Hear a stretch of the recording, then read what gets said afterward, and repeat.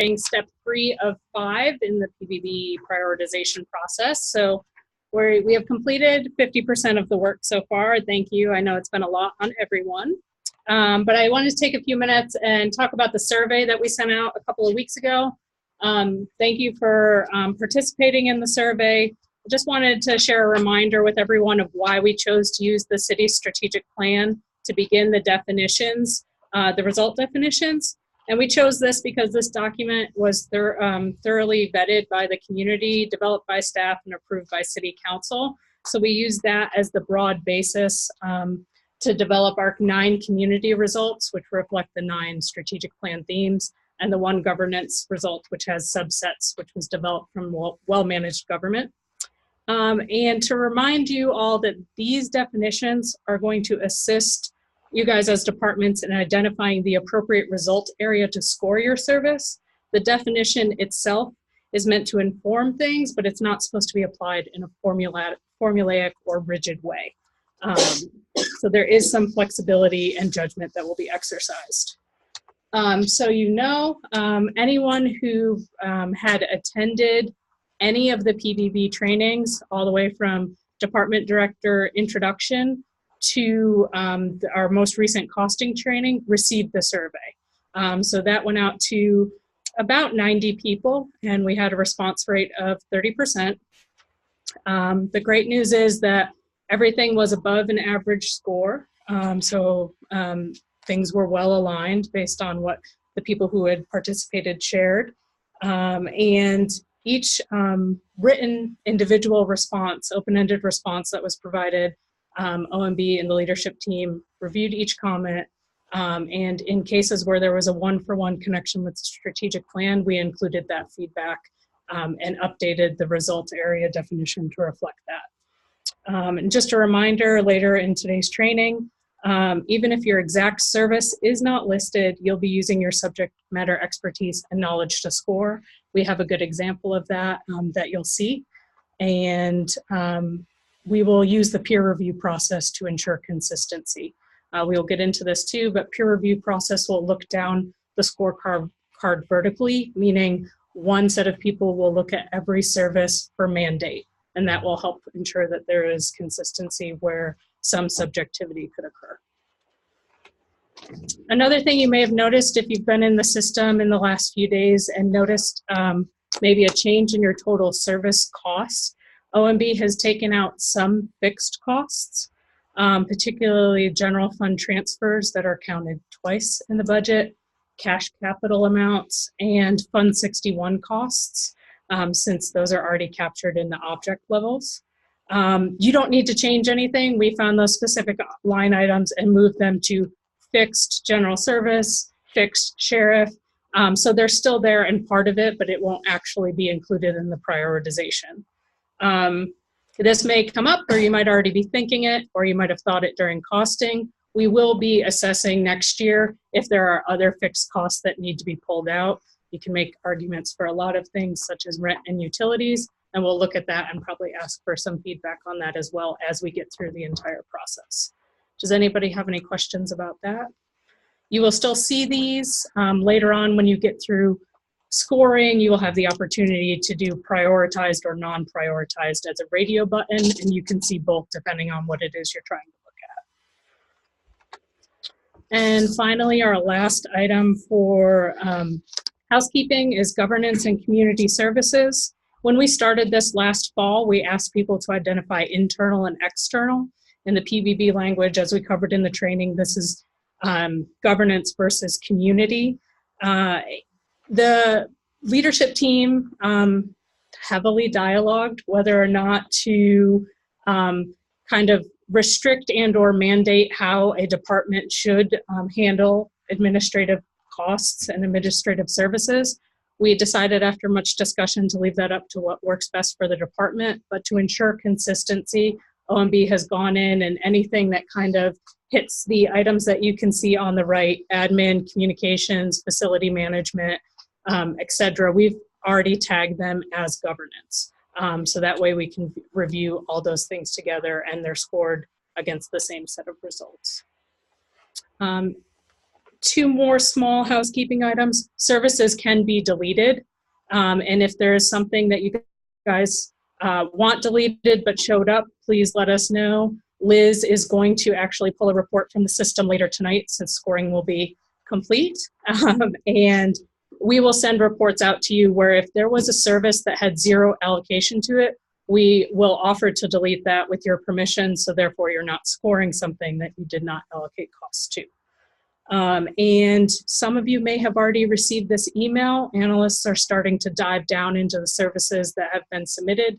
If your service is rather large, and there are always exceptions to the rule, we have already sent you some notes asking you to consider possibly breaking that out further. And when I say large, I mean the difference between a service could be 50 or 60% of your budget, and then 7 other services are all less than 10. So just kind of making sure that we're at the right level, and it's probably going to require some dialogue, and there's not a one-size-fits-all glove, but you might be receiving those emails or notice it yourself in the scoring training. And if that's the case, just let your analyst know, and we can work with you to break that out, get those service inventory descriptions in, and help you with reallocating the cost. Yep. I thought I could say 500.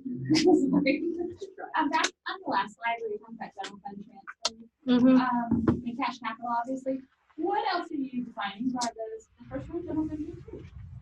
So it would be the double counted general fund transfers where, for example, in DCHS, we're providing general fund transfer, but it's also captured in when they allocated their service on the special revenue fund side or the grant fund side. So we're taking out that one general fund side, so it's not double counting. What we found was for a lot of people's services, it was just kind of ballooning the cost and looking rather odd. So it's not being eliminated. Correct. It's being evaluated. Right, we're doing all funds, and so we already captured it in the special revenue fund, and then didn't need to also capture the cost of transfer. Because a lot of times everybody was putting it in the exact same spot. Any other questions? And it's also just excluding it from the prioritization process. It's not excluding it from the, not pretending the cost doesn't exist. We're just saying you don't have to prioritize that transfer because in many cases that transfer includes number of different services that it's supporting, and we're already asking them to prioritize those services. And that's all I was getting at, that it was still being, right. It's being considered because there's still options to do or not do those. Oh, yeah, absolutely. Yes. Yep, during the analytical phase, that still stays very relevant. Yep. Any other questions at this point? Okay. With that, Liz, we're ready to turn it over to you. Great. I'm going to share my screen and just make sure that you all can see clearly.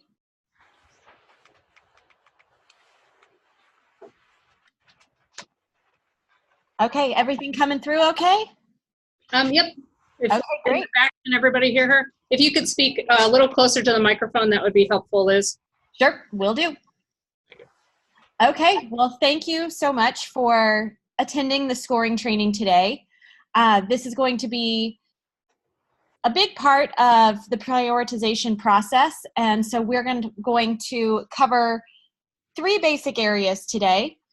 Process overview, so just talking about why we go through the scoring process.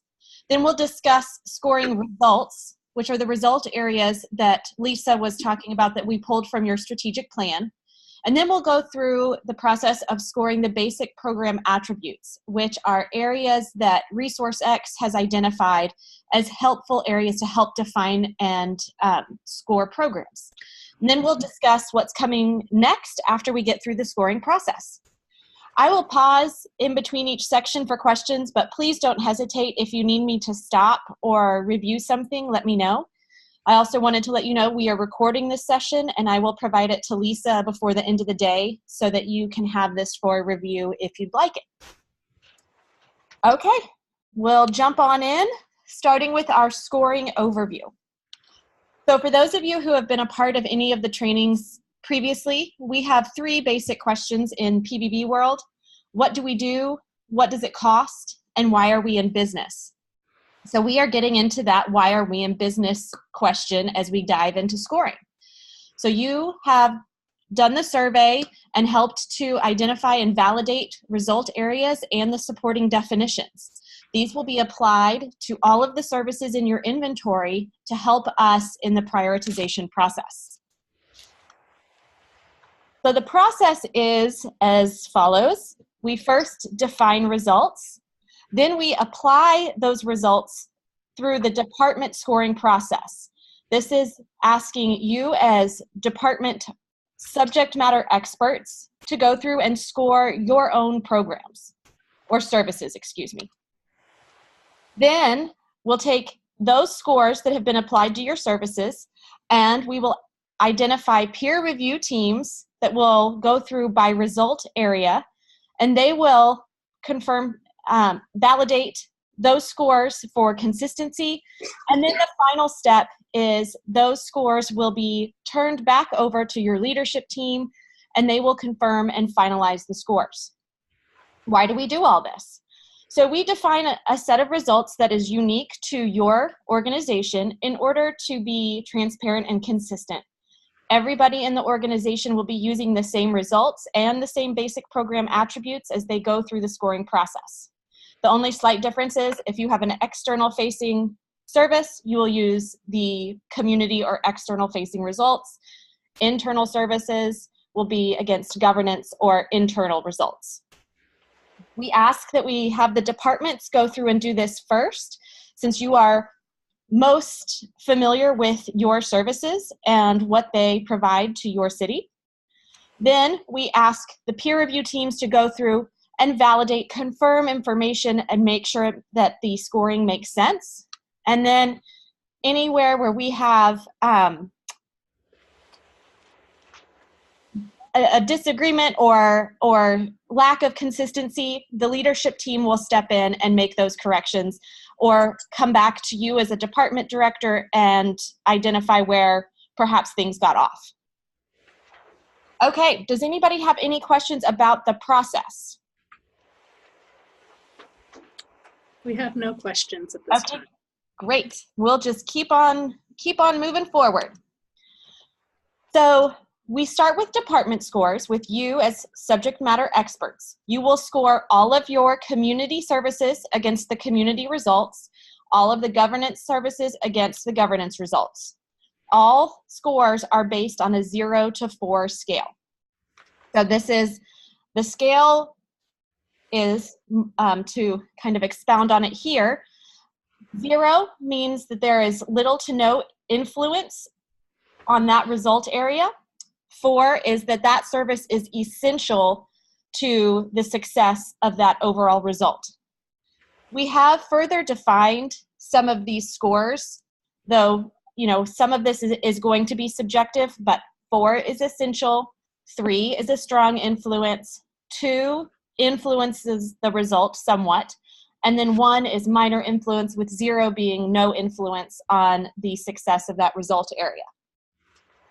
As we get further along in the process, you'll understand that as we assign quartiles to services, those that fall with the 3 and 4 scores are going to be in higher alignment to the result, and we would be considering how we could allocate more resources to that service, whereas something that has scored a 1 or a 2 might fall into a lower quartile, and we might consider reallocating funds to something in higher alignment.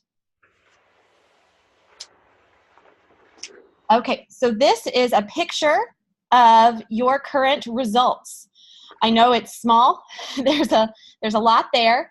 The blue headings are the external or community result areas, and the green heading is the internal or governance result areas. Again, all of your community services will be scored against all of the community results, and all of your governance services will be scored against all of the governance results. You'll see we have 9 distinct areas for the external facing results, and each one has its own heading, whereas the governance or well-managed government doesn't have those headings. There are still 9 definitions to score your internal services against. They just, we use each each line item under well-managed government as kind of a result area versus your external ones that may have more than one supporting definition. So as we get into the actual scoring process, we have a few tips that we include in our training. One is to read each definition out loud with regard to each one of your services. So as you get into the process of scoring your services, read through your service description, and then read through the definitions of each one of the results and see how in alignment your service is with each one of those definitions. Does it seem to influence most of the definitions? If so, then a higher score is deserved. If not, then you might be considering a lower score. Again, I think Lisa alluded to this in the intro. It's not a formula. If you are in alignment with one definition, that doesn't mean you score a 1. If you're in alignment with 4 definitions, that doesn't mean you score a 4. You need to consider how that service influences the success of the result area. So it could be that one definition is crucial to the success and your service meets that definition to the degree that it deserves a higher score. So in the same vein of not being too formulaic, use those result definitions, see how it applies to that particular result area, and it's going to be an overall score, not an addition problem. So we're going to jump into an example here. So, I apologize, that's shrinking off the screen, but this is the Library Youth and Family Services service. The description is the library provides materials and educational programming for youth and their families to build literacy skills, prepare children for school, and support ongoing learning through the teen years into a young adulthood. So going through each one of these result areas and reading through each one of the definitions to determine how in alignment this particular service is with that result area. Given the volume of definitions that you all have, I'm going to just read through the ones that I, as an outsider, thought were pertinent to this service. One fell under the flourishing arts, culture, and recreation. Arts, culture, and recreation activities are available and accessible. I said that had some influence, or this service had some influence on that. Then under thriving children and youth, early childhood education and care, and then fosters a community that provides support, enrichment, monitoring, and resources to help families. I said it applied there. So again, this is just from my perspective as a ResourceX employee. Not you all will know your services, which is why we ask you to go through this process. But you'll see that I scored it a 2 in flourishing arts, culture, and recreation, and a 4 in thriving children and youth. So again, this is your opportunity to put your stamp on the services in your department. We will go through and check for consistency across the scores as we go into peer review, and people are focused on what falls into each result area by result area. Again, results are based 0 to 4 on using the definitions. And then just a reminder, the number of definitions that are in alignment, it doesn't necessarily correlate directly to the score. Okay, just to take a look at the internal services or governance services, I selected pension administration here. Manages the pension and deferred compensation plans for city employees, including sworn public safety employees. You'll notice the scores across the top. We applied scores ranging from 0 to 3 across this, and each one of those scores will be independent, so we don't take this pension administration service and then take like an average of all of the scores that were applied. Each one of those 9 definitions under well-managed government will have its own score. If you have a service and you notice that it has scored 0s in several areas, or you've noticed that it has scored 4s in several areas, That's great. There is no service in your inventory that is going to score all zeros or all fours. So a mix of scores is totally normal, and you should expect a service to have several zeros, and you should expect a service to have several high scores.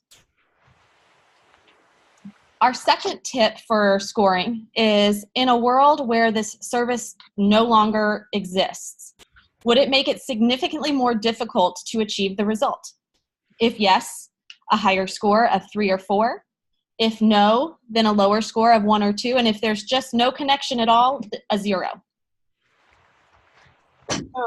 Another example, using the healthy residence result area, is to see where each one of these programs or services might fall. So do you believe that the mental health service provides no alignment to healthy residents, some alignment, or is essential to? Again, as from my perspective, I marked that as a 4, that would be essential to the healthy residents result area. Adult daycare, I assigned a 3 as it has strong influence on healthy residents. And then specialized transportation, I assigned a 2. So as you go through this as department subject matter experts, don't be afraid to score your services highly, but do be prepared to support. When we get into the demo section, I'll show you where you can enter comments into your scorecard. And that's where if you are scoring something a 3 or a 4, you might want to enter some validation or data that supports that score. Okay, any questions on scoring results?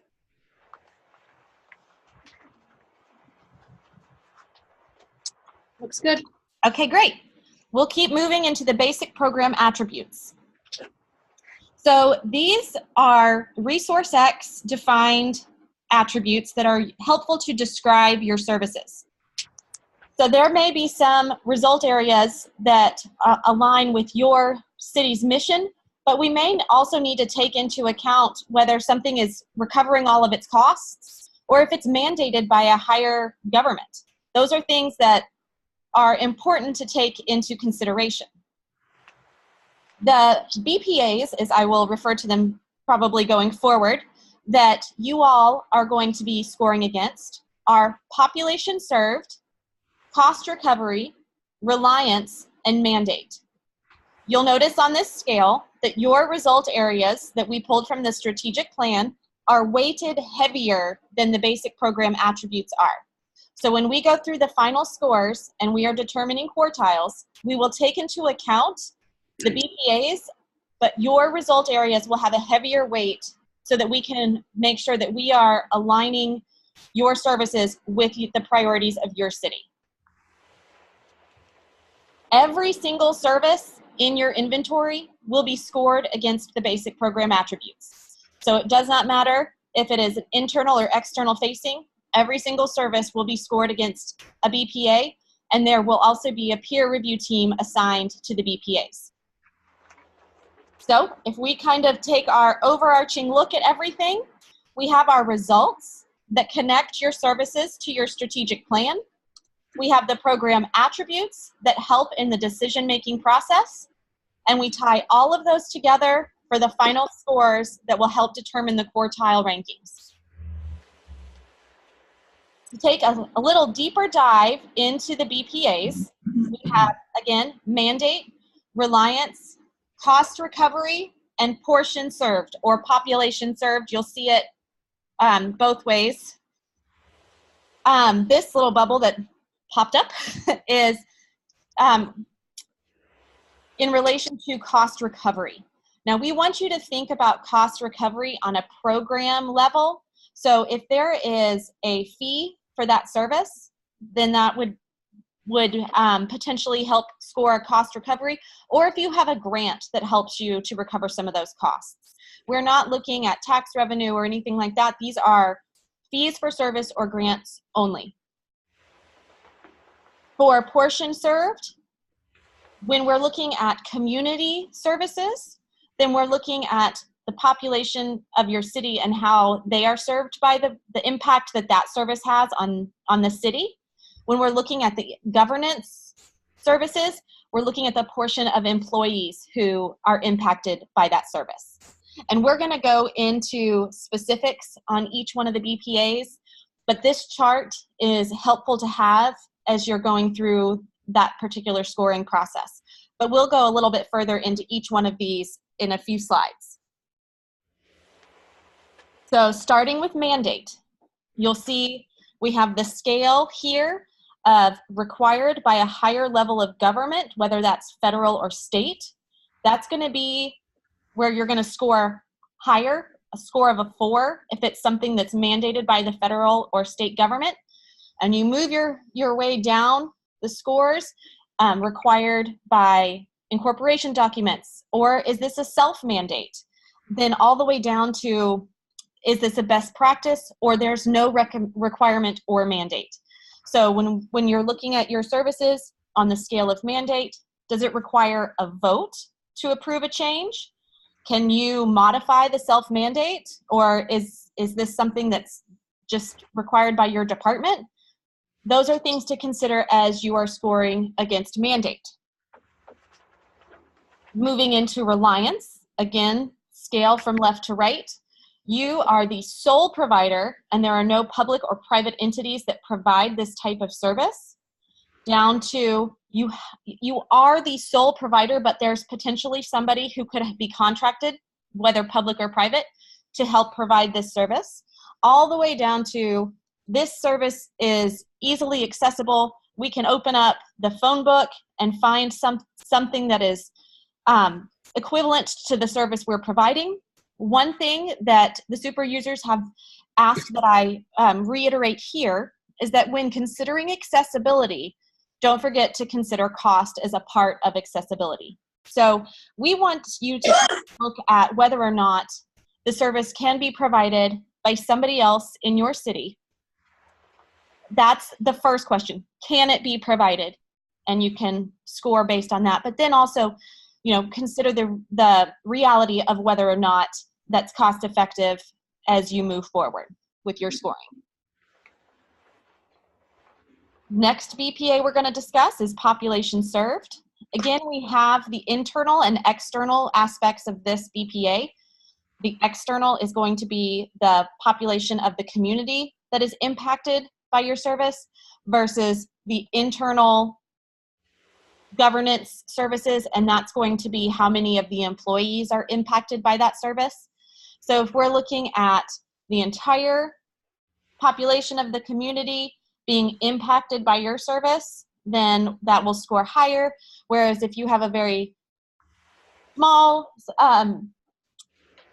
portion of the community that you're serving, then that would be a lower score on this one population served BPA.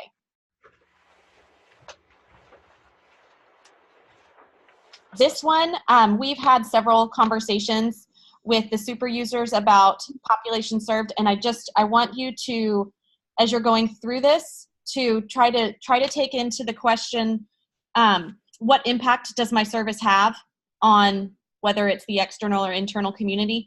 And then remember, we are going to go through peer review on each one of these BPAs, and we will validate the consistency of those scores during the peer review process.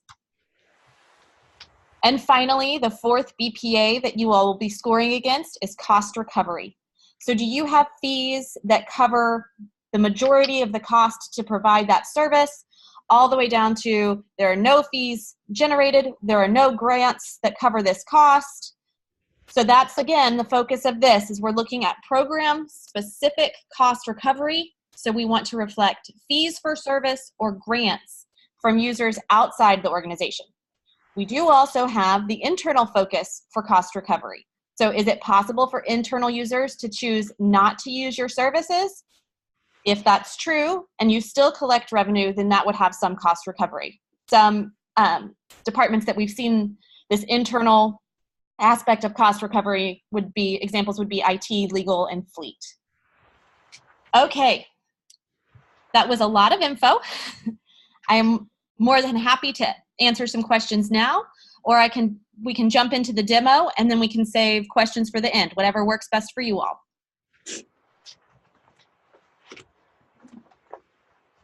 I'm seeing no hands Looks at like this demo. point, so we Okay, can go to great. the demo. Okay, I'm gonna exit out of the presentation and come over here to the page that you all should be familiar with at this point. This is gonna be the new icon that you're gonna use as we go into scoring. So you'll log in to your user group or department and click on Program Scores. In case you log in today, you will not see that icon until tomorrow. So if you don't see it today, that's okay. It will be there for you tomorrow. For the sake of this demo, I have selected a couple of programs that we're going to, or services that we're going to use. I'm currently logged in with access to the entire organization's data, so it's going to be slow for me for a moment, and then I'm going to select a specific user group. We're going to start with police, and this is to demonstrate the community side of results scoring, and I selected hostage negotiations as the service we're going to review here. So just clicking on this red bar will take you to the next level of information. So I know this should be somewhat similar to cost allocations, but clicking takes you further in. Shift click opens up an action.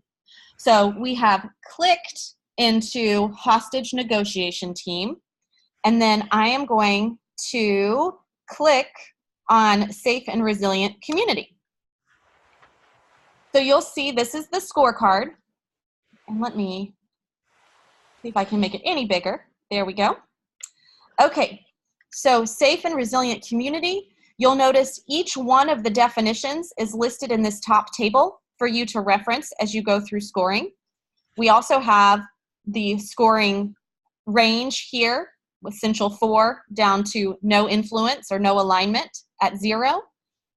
Then this is going to pull up every single service within your department that is applicable to the community result areas. So you'll see we can scroll down and find the hostage negotiation team here. But you can also, while you're in here, if you want to go through and do it by result area, you will be able to go through and score all of the services in your inventory that apply to this result area. So coming back down to the hostage negotiation team, the program or service description is listed here. In order to enter a score, you just double click. I'm going to say hostage negotiation. We'll give it a 3 as far as safe and resilient community. And then if you had any data to support a high score or to explain a low score, you could enter information here. I'm just for the sake of it going to put just test comment. We will save changes. And I'm going to close that out. And then we're going to go this menu bar at the top, which takes you back to the previous screen. And we are going to come back to this hostage negotiations team. And now I'm going to shift click on it. And I want you to notice that this is what I call the report card. So any scores or comments that have been entered for this service area will appear on this scorecard. So if you're going through and you want to know what you have left to score for the service hostage negotiation team, I should have picked a word that I don't seem to have trouble saying. Hostage negotiations team. If you want to come in and see what you have left to score, then you just shift click and it will pull up this report card. So you'll see we have completed safe and resilient community, and then we have all the BPAs and the other community result areas left to score. Okay, so that is the scoring of a community service. Now I'm going to go into OMB, and we are going to use budget development and evaluation. Again, I'm just going to click into that so that we can see the governance results that are associated with this governance service. I'm going to use leadership, and I'm going to click onto the leadership bar. Again, you will see in this top table the definitions that are associated with the well-managed government leadership result area. Again, any of the services in your inventory that apply to the governance result areas will pull up in this bottom table. So with this definition, ensures strong leadership that addresses inclusion, transparency, fiscal responsibility, and good governance. I'm going to say that budget implementation scores 3 and enter my test comment. Save the changes and close that. But before we move on, I'm going to go back into the budget implementation, and now I'm going to pull up a BPA. So I clicked into that service. Now I'm going to click into population served. And again, because we're talking about governance, we're talking about the internal population in your organization. So I'm going to say this budget implementation and monitoring. This is going to affect the entire internal community. Enter my test comment, save changes, and close. And now I'm going to shift click on that service, and you will see we have 2 scores and 2 comments saved. Okay, now if you are coming in as a department director and you want to see that summary or that report card, but let's say you have more than 5 services, excuse me, and so you don't want to shift click through everything. In this top right hand corner, we have a score summary download. So I'm going to click score summary, and it will pull up. There it is. It will pull up this score summary Excel spreadsheet. You will see here we have some of the scores completed, and it is associated with this one particular service that we've provided scores for, and the 2 scores that were entered. You will also be able to review any comments that have been made during the scoring process, as well as being able to review the program or service description. Again, you can do this for larger user groups, combination of user groups, depending on the area of the service inventory that you're responsible for. Okay, now then, just one other thing I wanted to remind you all of from this home screen. We have this support documentation button here with the black book, and I went ahead and clicked into it earlier because sometimes it takes a minute to load. But this chapter 5 is program scoring, and there's a video that will be a brief, I think it's 2 minutes, that will go through best practices, and then it is a step-by-step process of how you go through scoring. So if you are in the process of scoring and you cannot remember to shift click, that's okay. It will be, you can access this for quick reference. If you do come across something that you can't find in this manual, please contact your super users and they can get in touch with me to help resolve any issues that way. Okay, so I am going to go, well, pause there. Is there anything in the tools or the demonstrations that I can show you again, or that I skipped over that would be helpful for you to know? Go ahead, Nicole. We might have to relay this question to you.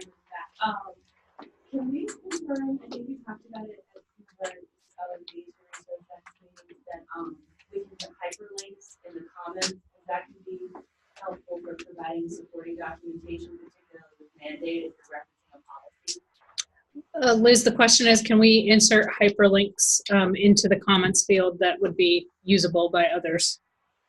I truthfully don't know the answer to that. Let me find out, and I will get back with Lisa.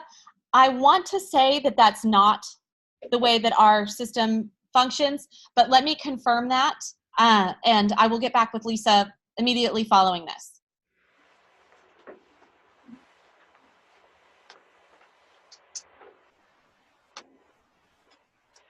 I have a question, and without getting too much detail, because a lot of this, we just have to do it to appreciate how it works. But I'm curious at what point some of the decisions are made, for instance, population served. If you have a hostage negotiation team, how did that become an internal facing service? Is it because it's training? Because if you had an incident, it would definitely be an external service. That was an external service. She was examples of each. Sorry, go ahead, Liz.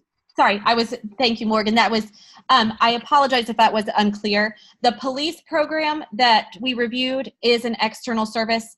And let me go back to it just so you can see.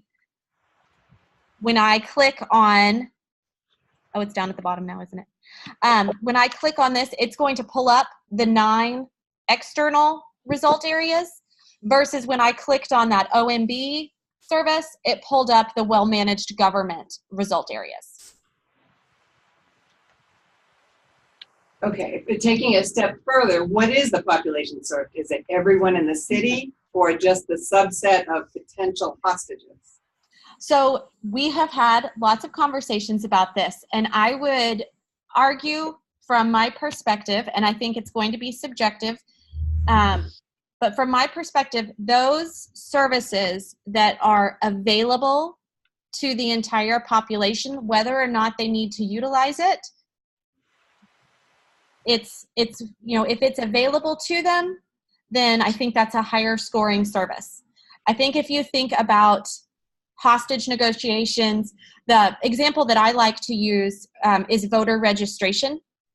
So voter registration, not everybody is going to turn up to vote, but that is a service available to everybody to utilize. Another one that we discussed would be EMS services.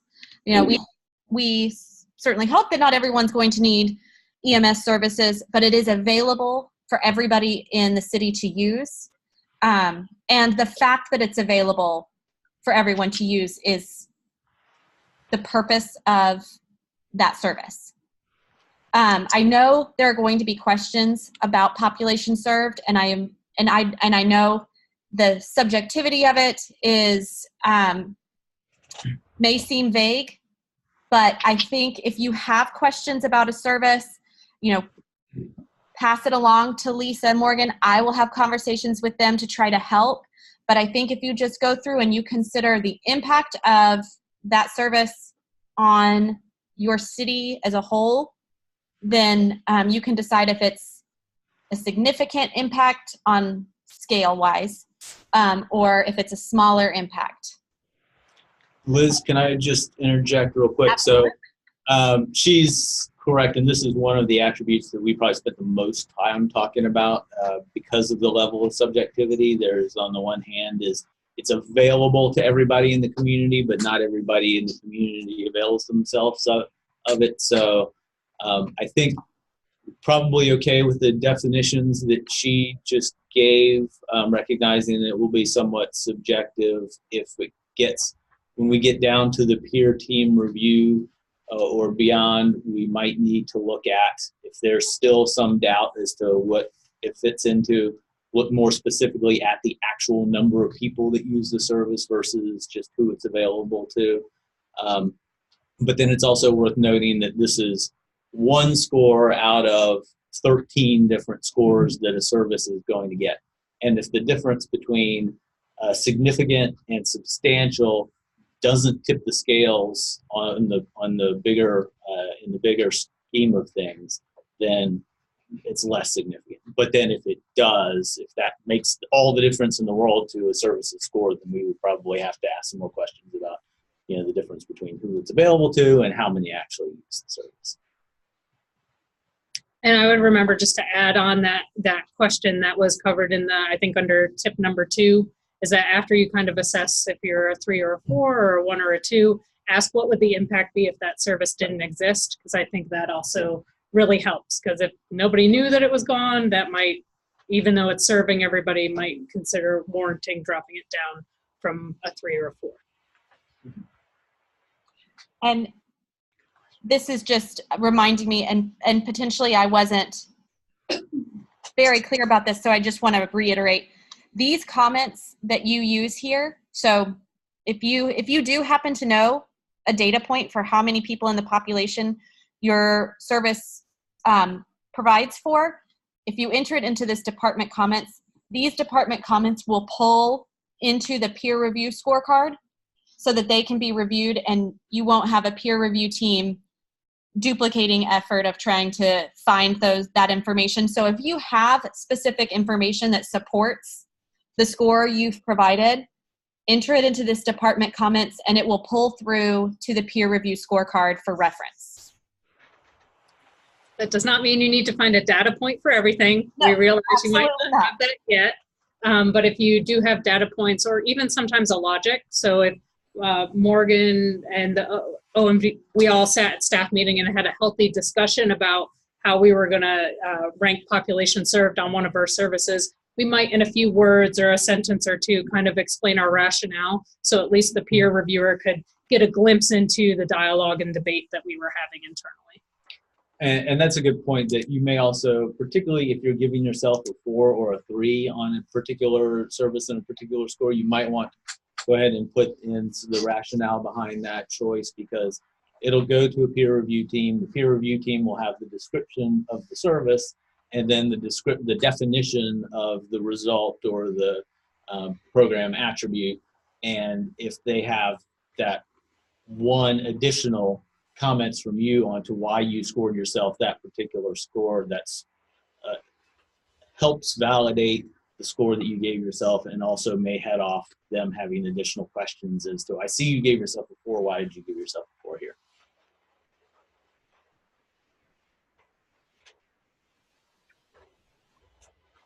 Are there any other questions?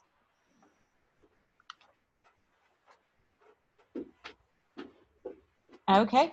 Well, I will move on to next steps, knowing that you may stop me at any point if a question comes up, but just thinking forward.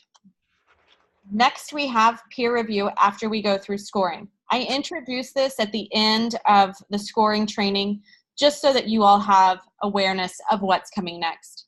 So the reason that we do peer review is, one, so that people from outside of your department gain the understanding of the services you provide. So we will put together with your super users the teams that will participate in peer review. We identify a cross-functional team. So for instance, we'll try to put people in areas that potentially they have less familiarity with, so that they will gain understanding of other areas.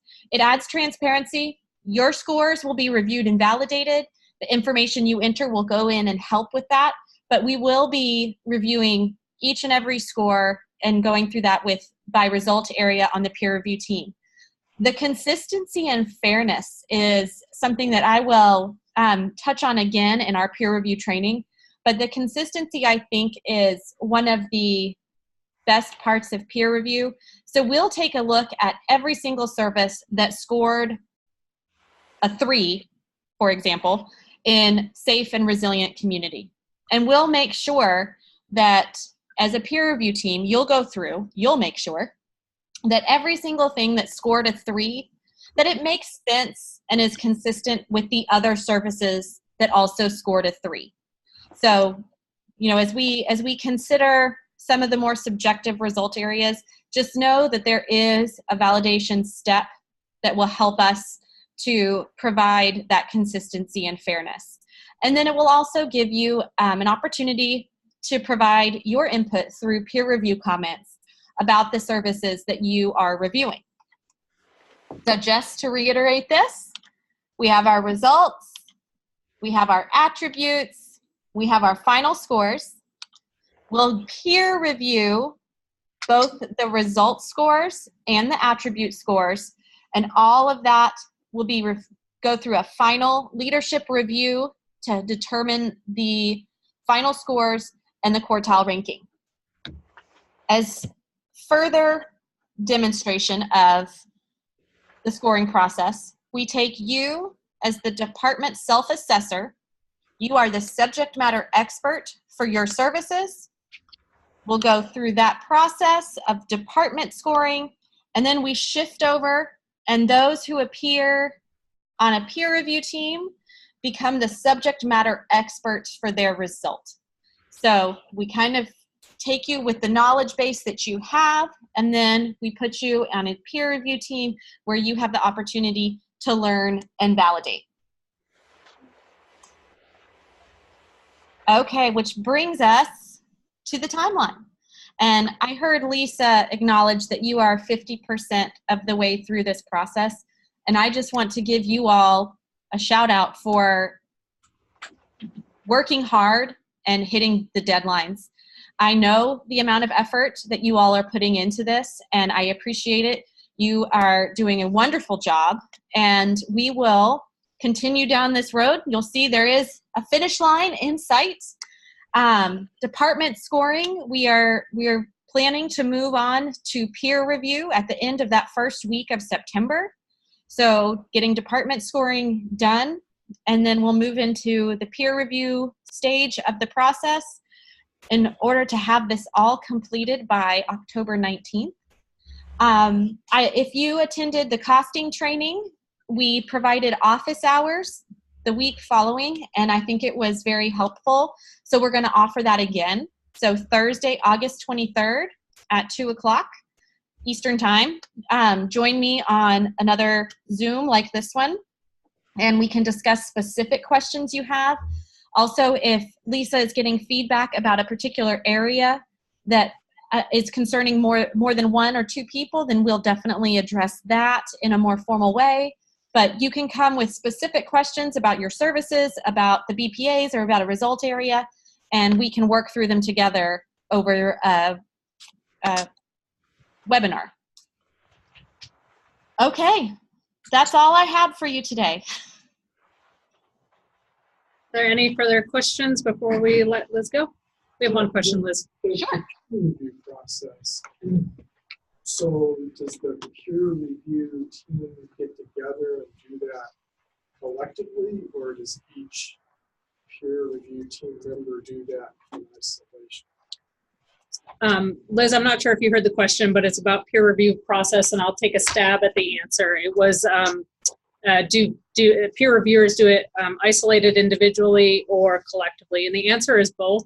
The recommended practice, and peer reviewers will receive their own training, is that on your own, you'll use some guidance and develop your own assessment of if you agree or disagree with the score, and then meet up with your group collectively and have that discussion.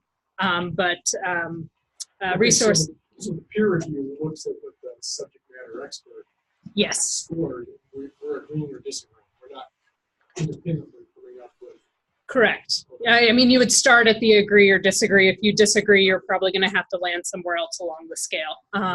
And the recommended practice for the training for the peer reviewers will be to do that independently, so you can have discussion with your peer group, but each peer group will have the peer review group will have the opportunity to set their own schedule. By doing some more independent work, it could minimize the number of collective meetings that you have, but still achieve the same result. And that was an excellent explanation, Lisa. Just to add on to that for clarity, each peer review team will turn in one peer review scorecard. So you all, whatever methods of familiarizing yourself with the result area that you are assigned to, any discussions that you have, whether in a group setting or in one-offs, you will all contribute to one scorecard, and that will be the scorecard that is returned to the super user. Morgan, as a follow-up on the peer review discussion, because there are obviously different siloed peer groups, who puts their finger on the scale? For instance, in the population served example, where one group interprets sort of one set of rules, and another peer group weights a different set of rules, Right. which can happen. I mean, I think the example in the presentation was park maintenance, for instance. back about 15 slides ago. In park maintenance, everyone can enjoy parks. The effectiveness of park maintenance may impact the population served, and or the training of a hostage negotiator might impact the population served. How do the different peer groups then, so is it you that it sort of tips the finger on the scale when groups are discussing to balance out hearing some of the discussions, or the first group that's out of the gate sort of sets the standard for the rest of them then? So a couple things about that. One is each peer review team will only be focused on one result or attribute, and that will be the only team that score or validates that particular result or attribute. So you won't have a situation in which one team scored the population served for one service and another team scored the population served for another service. So we'll have consistency that the population served got scored for every service by the same team, and then we'll have different teams for each of the results. But then to your next question, if there is ambiguity, if there is gray area, if there is still some question, even after going through the peer team and the department discussing that particular result or attribute, then we do have the leadership team that's been working through this process. They're the ones that could step in and say, okay, we have a discrepancy here. Here's our recommendation, and if necessary, we can take that to the city manager's office and say, here are some areas where we still had some discrepancy between peer review and the departments, and this is what we would recommend, how we would recommend addressing that. Does that help? But with the, well, I'll add a little bit. I don't know if it'll further clarify it, Jeremy, but if the peer group comes through consensus, like Dr. Herring was mentioning, if everybody comes to a consensus, then they have consistently applied their collective understanding of what that is. And it may be different, and if those scores significantly deviate overall for a service, it'll get flagged for review anyway by the leadership team. And if everything on a whole is different, for example, if a lot of departments are putting 4s and peer review comes back at 0s, things don't end up being a 2, ends up being a discussion with the leadership team and maybe further, but then there would be we would have to readjust those scores. We wouldn't just take the average. Okay, so I'm trying to work them out. So there are how many categories? 5 times how many service areas? So you're going to have peer groups in your 5 or 6 silos, then review 500 different action items. I'm just trying to work the math of what the ask is that's coming up right about the time our CIP submissions are due. Right. What's the workload question? Right. So what does that math look like for those of us in the room that might have to be working through that in the next 3 weeks? So we had reviewed, and the split between some of the governance and the community ended up being about equal, and Resource X recommended grouping some things together because we're trying to be conscious of the workload. But that is something, we have a memo going out to department directors, and we're aware of the conflict in the timelines. So we are encouraging, especially programmatic staff that might not have a heavy lift on the financial budget process planning, to be some individuals that are considered for nomination for this process, because there's no reason why they couldn't be. Now, they also still might be doing the budget stuff, but that may not be the case for every department, but it will be a lift. So do you envision like the focus area teams functioning as your peer review?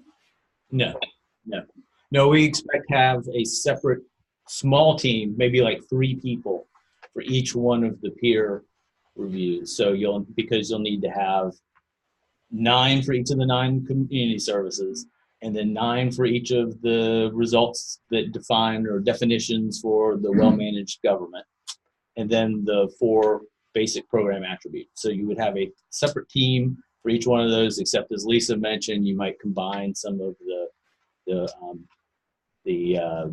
well-managed government results to streamline it a little bit. That would be way too daunting, I think, for the focus area teams to do. You need a little bit smaller, a little bit more nimble groups. And I think the expectation is that a lot of the focus is going to be on where the variance is. So where you have within a peer review team, if you have several different members and they all reviewed what the department produced as far as their score was concerned, and if all three of them or however many members agreed with what the department had scored, then check that box and you move on to the next one. Where you're going to be focusing your time, or where they'll be focusing their time, would be either within the peer review team where you had an outlier where maybe two of them agreed with the department and you had another one that was several points away. Then you might have a discussion about how did you score this differently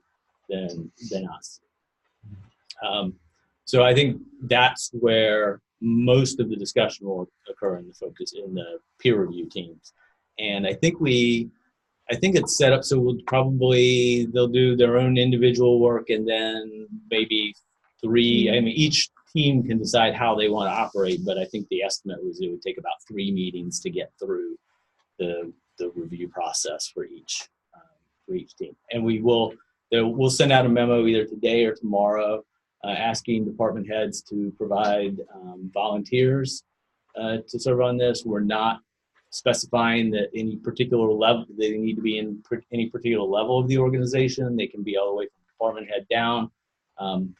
The only thing that we ask is that they do have an interest, a commitment to participating in this, and that they do have the time and the capability to look at what the definition is, what the result definition is, what the description of the service is, and the ability to say, okay, yeah, I see, how they scored this as a 2 or a 3 or a 4. So they have to have that sort of level of judgment and confidence to be able to do that. So we'll be asking for volunteers to do that.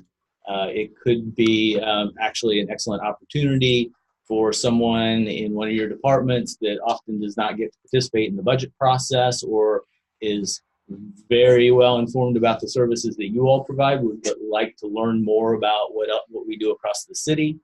It's a development opportunity for them, and it's also could be an opportunity for us to tap into some of the bright minds that we have in the organization that maybe we don't get to tap into as frequently as possible. So yeah, Jeremy, you're absolutely right. There's a workload component to it, and we will also say in the memo that consider that as well, that if we're going to be doing salary and benefit projections very shortly and CIP development, that those might not be the people that you want to be participating on this team.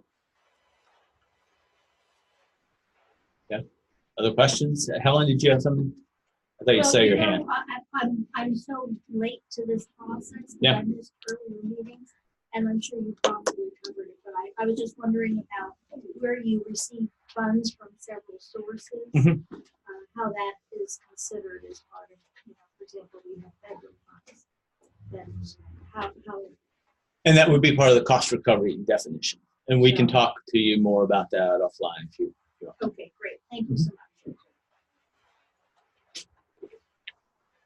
Are there any other questions at this point? I'm not seeing any other questions. Liz, do you have anything else you'd like to add? No, I think that's it.